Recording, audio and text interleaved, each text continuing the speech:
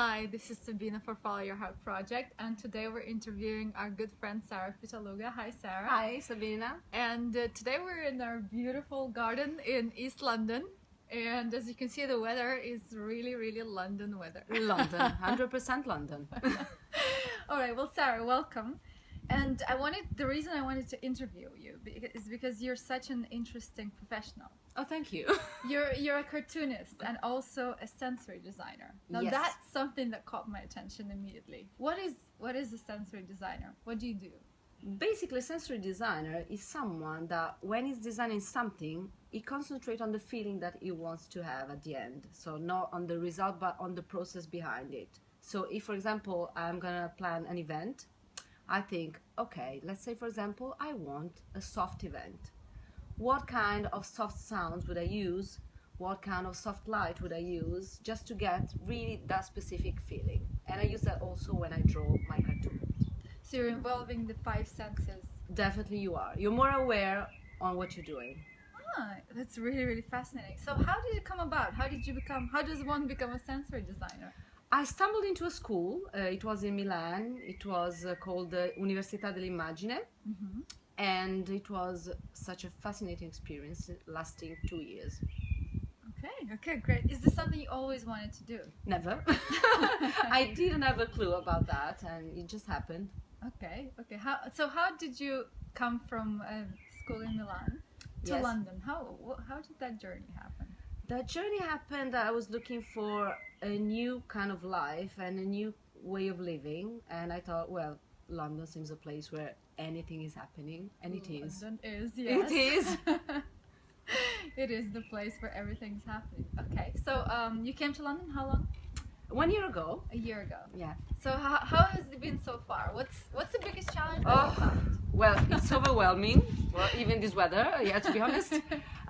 No, there's so many things going on. You always feel you're not in the right place, you're not doing the right thing. Maybe I should do this and this and that. You have too many options, for me, for example. And I started enjoying it when I decided to slow down and follow my heart. Just do exactly what I felt I wanted to do, even if that meant doing nothing.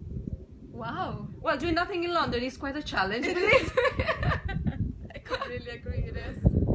Even the wind is not doing Yes. nothing. Okay, so how do you said by following your heart, so how exactly following your heart translates to your daily life?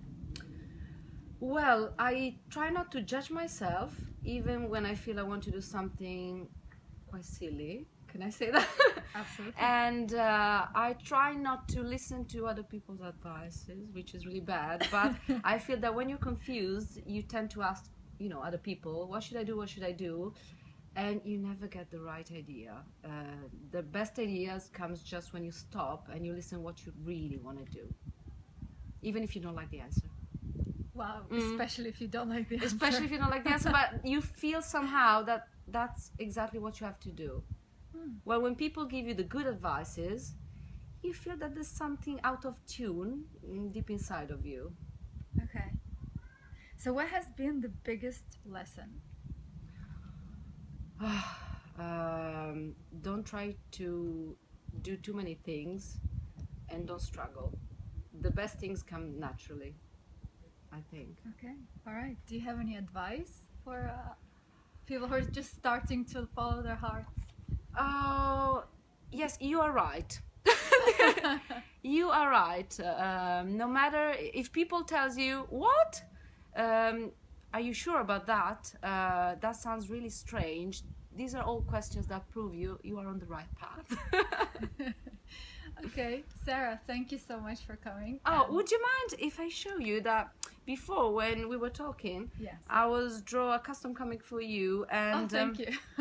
yeah, because that's another thing I love. I always love stories. That's what I do. I do workshops, and I love that people to discover something unexpected and a story that they didn't know they have inside, and then I translate these things into a comic.